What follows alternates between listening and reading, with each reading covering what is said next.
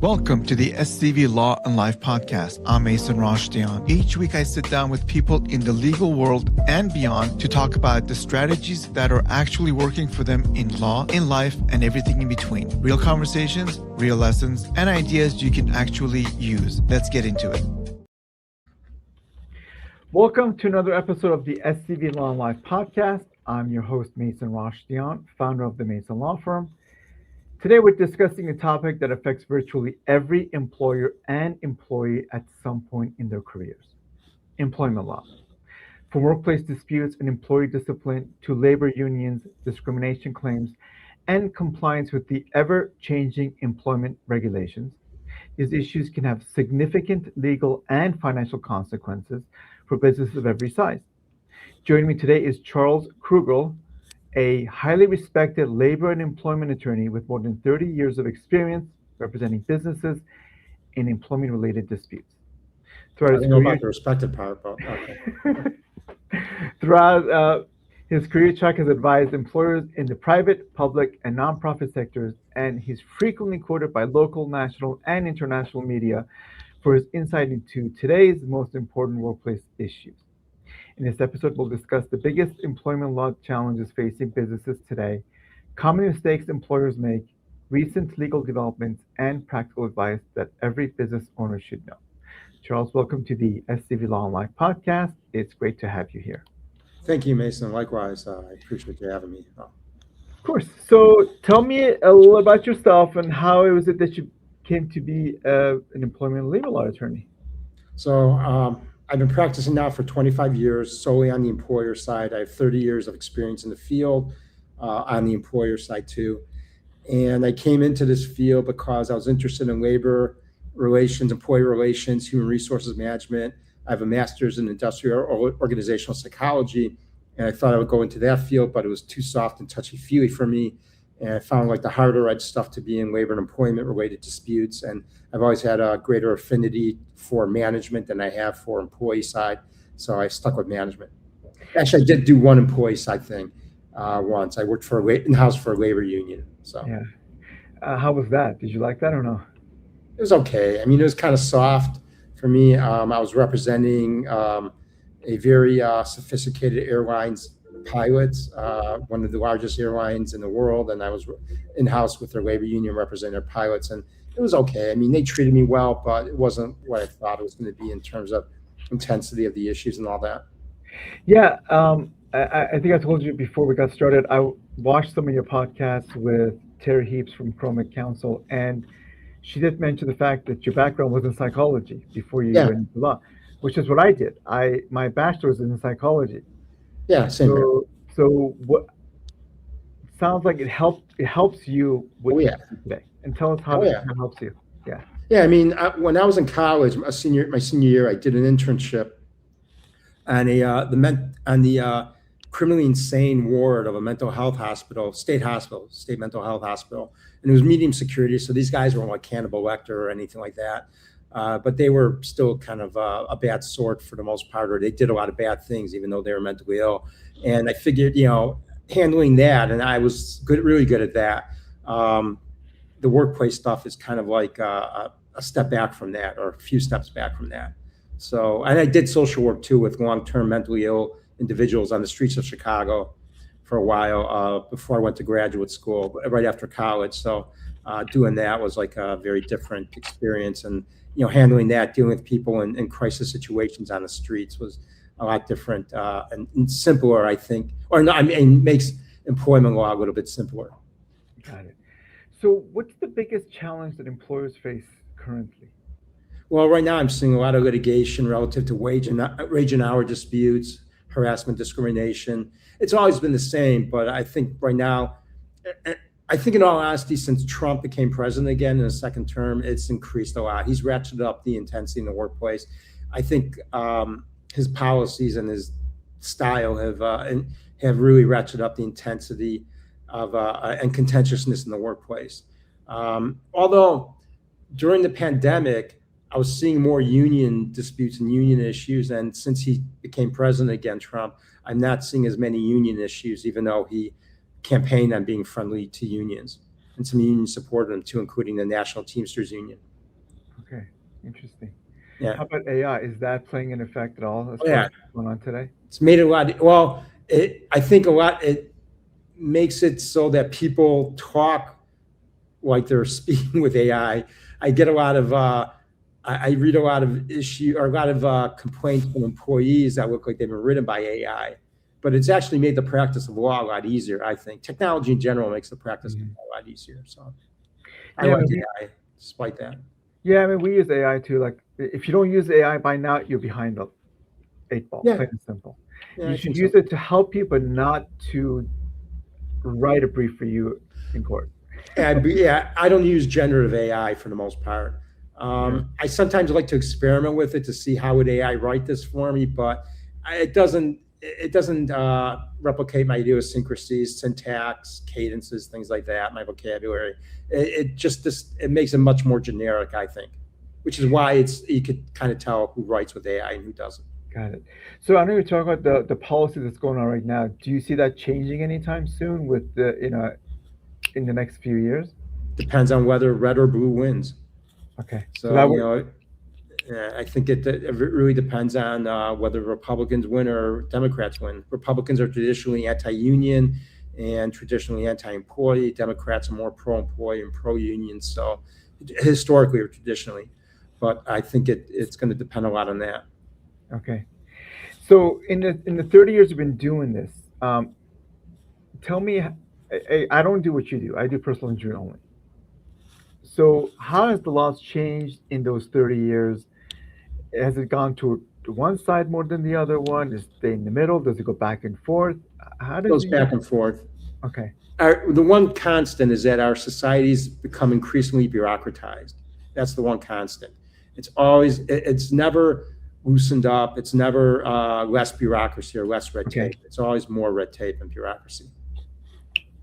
So do you see the biggest issues right now as far as employers go? Is it the hiring process that they should re-implement or look into, or is it the retention or something other than those two? Well, I think it's always the hiring process, because if you hire garbage, you're going to end up with garbage in the workplace. So I think hiring processes are really one of the most important things, and I think to a large extent that relates to job descriptions. I think job descriptions are one of the most important parts of that, because that defines what the job is and what its meaning is to the company and all that. Okay. Now, do you come in at what stage? Do you consult employers before they even start the job process, or do you come in after someone files a claim, or do you do both? Both. So it's always cheaper for me to do counseling on the front end proactively than it is to be reactive and do litigation. Litigation is more, it makes more money for me, but I think from an employer standpoint, from a business standpoint, it's better to be more proactive and to basically take care of this stuff and to head off these issues on the front end relative to hiring, job descriptions, handbooks or policies, that type of stuff. Do you like one over the other? Litigation is kind of fun, but in all honesty, I mean, you probably see this yourself. I mean, litigation is like the worst way to resolve disputes. I mean, it makes a lot of money and all, but I mean, and I tell this to clients and prospective clients, like, if you get involved in litigation, literally the only person who's going to make money off of this is me and opposing counsel. It might not even be opposing counsel either. I have a case right now where opposing counsel made a demand 6, 7, 8 months ago of $130,000. And a judge recently told us, last Friday, as a matter of fact, that they see this case being worth $20,000 to $22,000. So, I mean, based on that, I mean, that plaintiff's counsel is losing out. I'm going to get paid by my client no matter what. So, it's just not it's not an effective way of resolving disputes, right? And it's just better to resolve it on the front end with good hiring and good practices and good investigative procedures or conflict resolution procedures within the workplace too. And I imagine if there is a claim filed, that you guys want to do the mediation early on, maybe do you ever go that route, or you went away? Yeah, we do mediation, but like last Friday when this judge told us that they saw the case being worth $20,000 to $22,000, that was in a settlement conference that was supervised by the judge. and it took us 20 months to get there. So we've been litigating for 20 months, and we finally get up to this. And ironically, I was getting my butt kicked in court for the last 20 months. And then all of a sudden, like, I file my pre-settlement memorandum, and the judge does a 180, and is all of a sudden on our side, like completely on our side. So, I mean, the only way that conference could have gone better was if they accepted our opening offer then and there, but they didn't. So, yeah, I mean, it depends on the timing, but the one thing I look for in mediation, and I mean, well, first of all, whenever I get into mediation, I always tell my clients there's three sides to every story. There's the plaintiff side, defendant side, which is our side, and the mediator side. So, and what I try to do is make sure that we plan or prepare for the mediator side. And one of the most fundamental things I'm looking for is that the mediator is not trying to split the baby in half, so to speak, that they're not trying to create a 50-50 thing. Because I say this to mediators too, at the start of mediation, I often find that employees and their representatives and attorneys, whatever, will artificially inflate the amount that they're demanding in order to justify a 50-50 split. So they can make it look like they're making a great compromise by reducing their demand by 50%. And if it's artificial, it's no matter what they say. I mean, if it seems artificial, then that, we're not going to go for that. Right. When I used to do defense work, we'd get cases where demand would be outrageous. That it would come in, and you go, that doesn't help at all anybody. So this is what, on this side, I'm on the plaintiff side, I make my law more reasonable because I know what the other side is going to look at it. So yeah, you're right. It doesn't make any sense whatsoever. Yeah. By the way, I'm seeing more PI attorneys who are entering the employment realm. Really? So I'm seeing more PI attorneys advertising, like the guys who advertise on buses and trains and all that. They're doing, they advertise now doing the discrimination, harassment, wrongful terminations, and wage and hour stuff too. Do you know why that is? Yeah, it's more money. They get attorney's fees. So on wage and hour disputes, you get attorney's fees because statutorily it's usually provided, within most states and federal law. And then on the discrimination harassment side, it's possible if it's a fee shifting jurisdiction to get attorney's fees. So. Got it. Okay. Or insurance. So they're trying to get insurance money. Insurance companies have deep pockets. Right. And if they find out, like under federal rules, you have to disclose insurance under Rule 26. State laws don't necessarily require that. I'm in Illinois and they don't require it. So they're going to know if there's insurance early on, if it's a federal complaint, and they'll know that insurance companies tend to lay down. In all honesty, I mean, they tend to take the path of least resistance and settle. So I know wage and hour is different than the discrimination claims, but my understanding is that discrimination claims are hard to prove. Isn't that? I think it's, there's a three-part test. Usually the first two prongs of the test are easy to overcome. That's to you prove you're in a protected class, and then you prove that an adverse action happened to you. And then you have to show that whatever the action was, it was based either on discrimination, or if the company offers a legitimate non-discriminatory reason, that reason was what's called pretextual, meaning it's a bogus or BS reason, and it's really just offered to cover discrimination. Got it. Now, I know you said in work investigations. Do you do those guys yourself, or do you have an outside person? Both. Okay. So I do investigations myself, and both I refer out. So recently I was just doing like armchair quarterback, an investigation done internally by my client who did a very good investigation. And we're just waiting to see where everything's going to fall, all the pieces fall out. Police have been involved, so, yeah.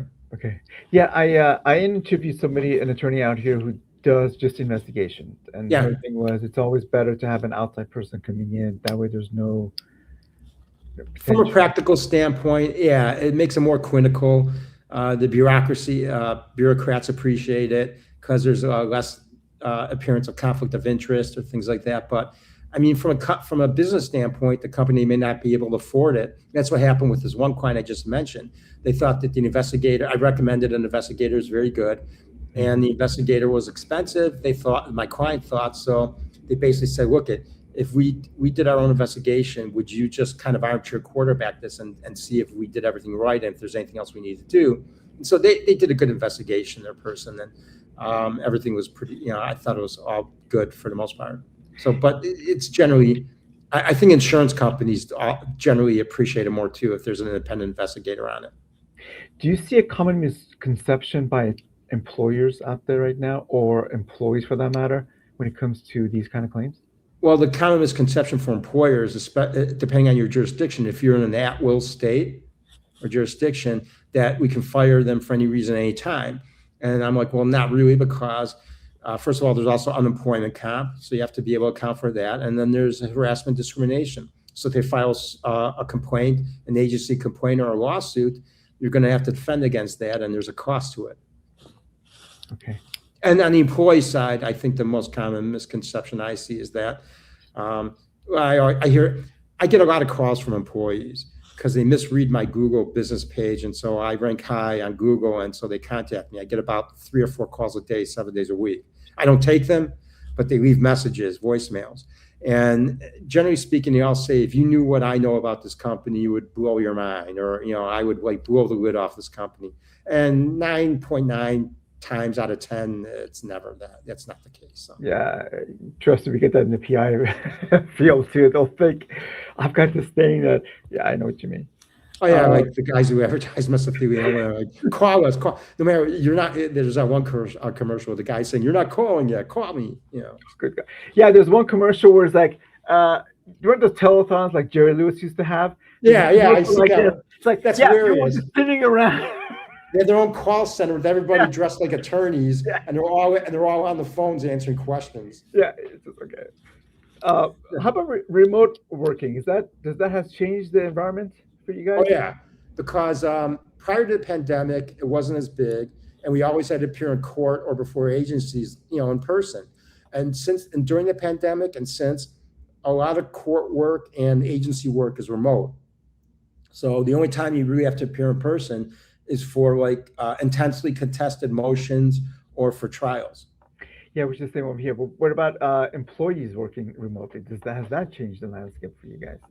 Yeah, but I think a lot of employers have adjusted well to it for the most part. So I mean, it's not that hard to hold employees accountable, I think, because you're still looking at their productivity. So I mean, if their productivity is up to par or good, then there's probably not much of an issue. Okay. So tell people how they can get a hold of you if they need your services. Well, if you just Google Krugel, Krugel, or go online and just Google my name, Charles Krugel, they could get a hold of me, but 312-804-3851. And I have a long email address that unfortunately I created it like at the dawn of the internet. And I thought I was being clever by, CAK1 at charlesakrugel.com, but everybody forgets the A, and it's kind of a problem. So, yeah, I know what you mean. Sometimes those emails can get really difficult. So let me ask you this. You were just talking about remote, hearings, remote, stuff like that. Yeah. Do you like the remote stuff, or would you rather go to court like we used to? It's 50-50. I mean, I can't say one is better than the other. From an efficiency standpoint, I like appearing virtually, but there is a certain, I don't know, like a buzz or a certain rush about appearing in court in front of the judge. There's been a couple of occasions, and I'm not trying to brag, but there's been a couple of occasions where I've yelled at the opposing counsel in front of the judge. I didn't, and I don't think I could do that remotely. It was all in person, and Right. And to see the judge's reaction while I do that and all. I mean, in one case, I went on a 2-minute rant, and the judge smiled at me while I was in doing that. So it's hard to say, but I guess at best it's 50-50. Yeah, I mean, today's attorneys who pass in the bar may never even get to see a court. I mean, let's face it, right? But that was true when I was in law school too. I mean, all my law professors said that. No, but you're right though. When we did this before pre-pandemic, we used to go to court on regular motions, case management conferences. We used to go to depositions in person. Right. Yeah, exactly. Yeah, depositions. You get dressed up. There's you feel like an attorney, like you're doing something important, right? There's a buzz to it. You're in court. I would always get excited about it in a way, but I totally understand being in your office is so much better, especially if you don't have to drive 100, in the 100 degrees temperature, like the downtown LA right now, and then coming back takes you half a day. I know. Yeah. Or if I could walk to court from where I live in Chicago, I'm in downtown Chicago. But if it's like 90 degrees and humid out, by the time I get to court, I'm drenched. Yeah, yeah, I know exactly what Or you I mean. have to change in the washrooms in the federal building, which is not like ideal either. So Are most of your stuff in federal court or civil or state court or both? Or do you get 50-50. I 50? prefer federal court over state court when it comes to labor and employment stuff, but it's half and half. I just Okay, think federal court's more professional and better run. okay. For people like me who don't do labor and employment, do you like federal more than the state court? Okay, I mean, for a number of reasons. First of all, the electronic filing system in federal court is much better than state court, 100% better than state court. ECF Pacer is just a really elegant, great system. I could actually do research off of it. I really can't research off of our state court electronic filing system. The judges are more up to speed on the cases. They're more informed about the cases. I've had state court judges admit to me, we don't know what the case is about unless you tell us. And we're only going to know, you're only going to tell us when we're live in court. So they don't know. The clerks are more professional in federal court than state court. They're more, it's easier to deal with issues. If an issue, like an electronic issue arises, it's easier to deal with. The judges, they know their rules for the most part. I've dealt with state court judges who don't even know their own rules. I had an issue arise about a page limit, and there was no page limit. So, in state court, but the federal judges know what the limits are and all that. Yeah, it's just better. We can get down to brass tacks much quicker and easier in federal court than it can in state court. So. Interesting. Yeah, I mean the federal court. I've only done a handful of 2 or 3 cases in federal court, and for me, it's the opposite. Really? The electronic stuff in federal court drives me nuts. It's a lot easier for the state courts for me. Really? Yeah. Okay. Do you mind me asking? I don't know if you want to say this or not, but what system do you guys use in California for state court filing? So it depends. Like LA County has their own, which is great. Okay. If it's not LA County, if it's one or the other, like Orange County, Kern County, Ventura County, then we go through like one legal and they'll file it for us. Okay. But the fact that I can do the state court, the LA County stuff myself, to me, it's a lot easier. I can just do it. See, like we use Odyssey here, and I don't like Odyssey. It's very awkward and clunky. And then also, I don't even get the court orders off of Odyssey. For some reason, Odyssey tells me that their customer service says that, like, if you want to get court orders sent directly to you, you have to tell the clerk of the court to send them to us, and then you have to be on our list. Well, I'm already registered. I'm on your list. I get the motions if they're filed by the attorney. I don't get the orders if they're filed by the judge. I don't have any of those issues with Pacer in federal courts. Everything's done, and it's all done right. There's never any issue about it. Got it. Okay. All right. So let's get to know you a little bit. So tell me about yourself, a little bit background.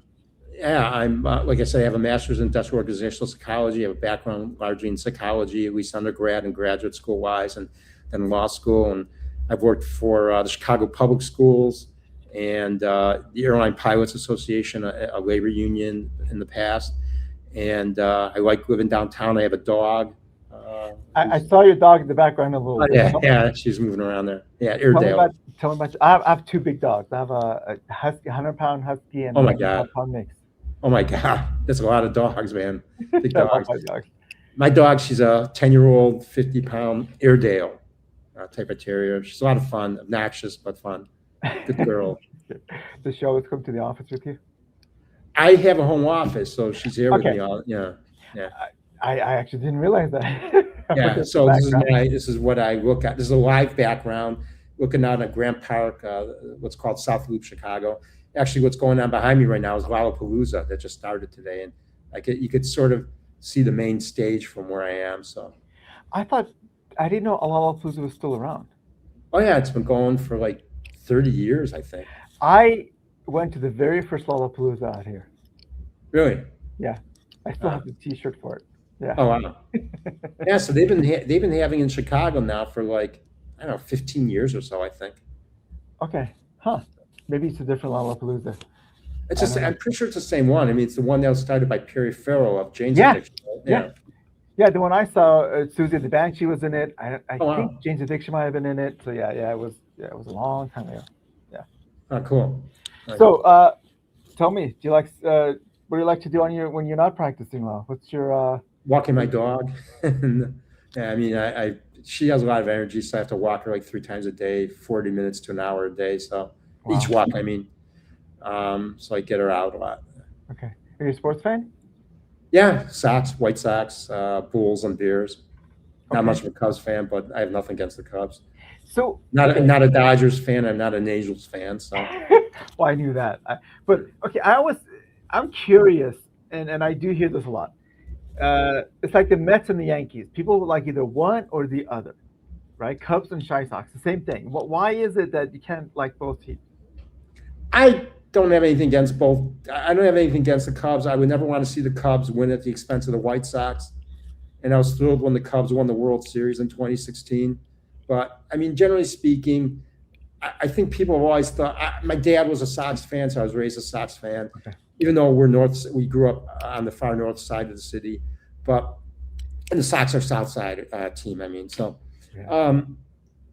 we always thought that the White Sox are more of a real team than the Cubs. First of all, the Cubs were not a real team until the Ricketts family bought out the team in like 2010 or 2005 or whatever it was.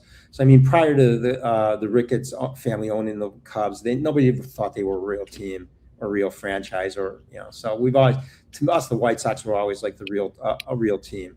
Got it. Yeah. So Frank Thomas and Dick Allen and Jack McDowell and Mark Brewer and all that. So Yeah. Okay. I can see that. I mean, I've never been to Chicago to see either teams. I would love to see Wrigley Field at some point. it's a beautiful ballpark, just Yeah. a stunning and really great neighborhood. That's one of the reasons I praise the Ricketts family, because they've done like an unbelievable job with Wrigley Field. I mean, it's 100% better than what it used to be. Got it. Are you a Bears fan? Yeah, huge Bears fan. Soldier Field is just on the other side of these buildings behind me. So are they going to do a new stadium, from what I understand? Yeah, I mean, they bought property in on the northwest suburbs of Chicago. So they bought an old racetrack that's been torn down, and they have all the space for it, but they're looking at Indiana too. So Yeah, there's I heard about that rumor. There's no way you guys will allow that to happen. Go to Indiana. there's not a matter of allowing it to happen. It's what the organization wants to do. Yeah, but So, you've I been there mean, for such a long time. I mean, Bears fans, right? You just well, I mean, the New York Giants and New York Jets play in East Rutherford, New Jersey. So well, how far would it be from you guys? I don't. actually, if they were to move south to Indiana, it would only be about a half-hour drive. Oh, If they were to move to Arlington Heights on the northwest, that would be about an hour drive. So actually, the Indiana location is closer than the northwest Chicago suburban location. and it'd be a closed stadium, right? I assume, or they can close it. Yeah, they're not. They don't want to put out the money for a retractable roof. Oh.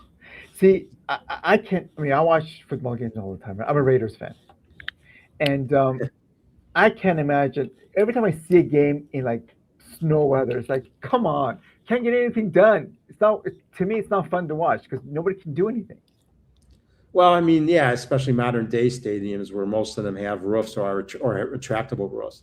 So the Bears organization won't put out the money for a retractable roof, so they'll only go in for a closed roof stadium. Okay, and then sitting on those benches in the cold weather. Oh God, I can't even imagine how cold. I went to the Bears Packers game at Soldier Field in December, and it was just freezing there, and the stadium management won't allow you. Supposedly, cardboard boxes on the ground will help keep your feet warm, but they won't allow you to bring in your own cardboard boxes. So you have to get them like in the stadium, like by buying a pizza, or, a whole pizza or something like that. So I mean, it's just really inconvenient. The Soldier Field where they play is really run down. It's just not a modern stadium. Okay. Huh. Wow. How about the Bulls? You like the Bulls? I love the Bulls, yeah.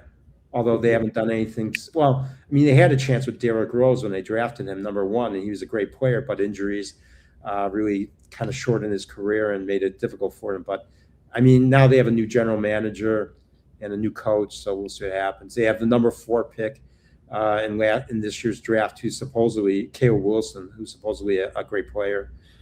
He has a lot of potential. So, I mean, we haven't really been relevant since Jordan retired in '98. Or I guess maybe you could say we were relevant when they had Joakim Noah, Derrick Rose, and Carlos Boozer and Luol Deng and all that, but they didn't win any championships, and they didn't get too far in the playoffs. So Yeah. you guys got the Lakers, who are always relevant, and the Clippers, which have been relevant too. No, Clippers never relevant. No. Well, they were doing okay with what's that guy's name? Kawhi Leonard, when they had Kawhi Leonard. Yeah, the guy who they basically cheated. They're still under investigation. Yeah. You cannot tell. I'm a huge Lakers fan, as you can see on my wall.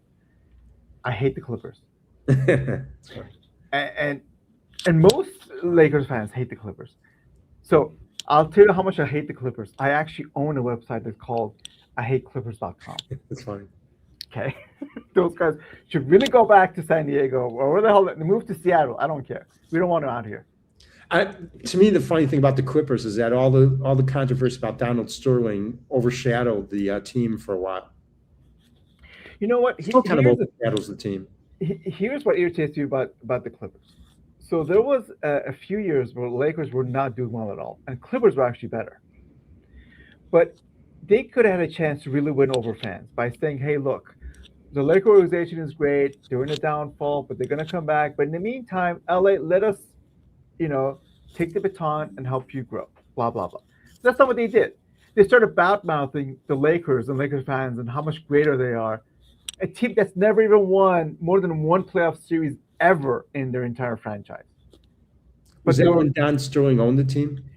Yeah, and even after that, even during this. But instead of, don't badmouth somebody you've never. We used to go to. I went to a Clipper playoff game that somebody invited me to, and I'm sitting there, and this yahoo at halftime is mouthing, "Whose house is this?" And you look up on the rafters. It's all Lakers championship. I go, "It's the Lakers' house, not the Clippers' house." There's nothing up there. But yeah. Sorry, that's my intake on. I know they've had a lot of problems as an organization, as a team. I mean, they did try to make an effort when they acquired Leonard. Yeah. And they tried to build a team around them, but they still never won anything. So. And they're going to trade him anyways. I mean, he's on the. They traded him. I thought they lost Leonard already. I thought he's gone. Well, they did, but it's on hold. Oh, that's right. Yeah, you're right. I remember now seeing that. Yeah. Because the investigation, it's on hold. Yeah, that's right. Yeah. So, tell us. Let's go back a little bit. Can you give us a little insight of what employers should do when they hire somebody, what they should do in returning somebody, what to do to avoid getting into a lawsuit? What would you recommend? Well, simple hiring somebody, create a good job description, what's called a valid job description, so that it actually reflects the realities of the job. And a job description doesn't have to be a novel, it doesn't have to be like multi-page. It could just be 1 or 2 pages, and basically describe what the essential functions of the job are. And then firing somebody, just make sure that you, I don't want to say have your ducks in a row, because that's such a generic remark, but basically to have your documentation prepared ahead of time before you fire them, and to have like your spiel, your script, or to have whatever you want to say to them prepared if you say anything at all to them. Yeah, I imagine the documentation is very important. You want to document every time there's an issue. It's a reflection of our bureaucratized society. Yeah. Do employees ever come to you and ask you for advice on how to document things that are going on to make sure that later on? Okay. Yeah, it's actually pretty simple. And this is like elementary school type stuff. Like when I was a kid, I went to Chicago Public Schools, and they taught us how to write book reports, and the book reports are or how to analyze newspaper articles, and always based on the W's. What happened, when it happened, where it happened, who was involved, who witnessed it, what was said or what was done, how things went down, that type of stuff. It doesn't have to be a novel. It just has to be reflective of that. Documentation is important. Yeah. Same thing with our business, PI, documentation. Document everything. I get into a lot of disputes where there's lapses or gaps in documentation, and we have to kind of recreate it. And the problem is that if you don't create it contemporaneously with the incidents as they arise, it doesn't look as credible, especially to a third party judge, adjudicator, arbitrator, whatever, investigator, whatever. Yeah. So one question I ask all my guests is, if you were to meet your 10-year-old Chuck today, based on what you know today, what advice would you give him? Well, 2 things. One, humorously, don't buy or get involved with hair restoration products. And I guess the more serious one would be learn how to focus better. When you read or do anything, learn to focus, because I think I wasn't officially diagnosed ADHD, but I have a lot of the symptoms or tendencies of that. So basically learn how to focus and not let noise affect you. Trust me, I think everybody has some of that going on. Like, Yeah, I agree. Yeah, just to some degree. Like, there are days I want to be alone, leave me alone, just quietness. That's what happens. This is one of those weeks, by the way. I just want nobody around me. Quiet office is the best right now. All right. Tell us one more time how people can get a hold of you, please.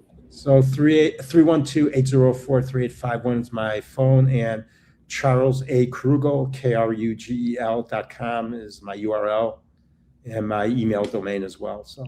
All right. So everyone who's watching and listening, Charles knows his stuff. So if you have any questions, especially as a business owner, please do not hesitate. Give him a call or get on his website and send him an email, whatever you have to do. Get the things going and protect yourself from the very beginning. Yep. And thank you so much for being a guest. And for everybody who's watching and listening, please, if you like us, please like and subscribe and watch for future episodes. Thanks for hosting. Thank you again. Okay. Take care. You too. Thanks for listening to the SCV Law and Life Podcast. If today's conversation gave you something to think about, make sure to follow or subscribe so you don't miss future episodes. I'm Mason Rashtian, and I'll see you next time for more conversations on law, life, and what really moves the needle.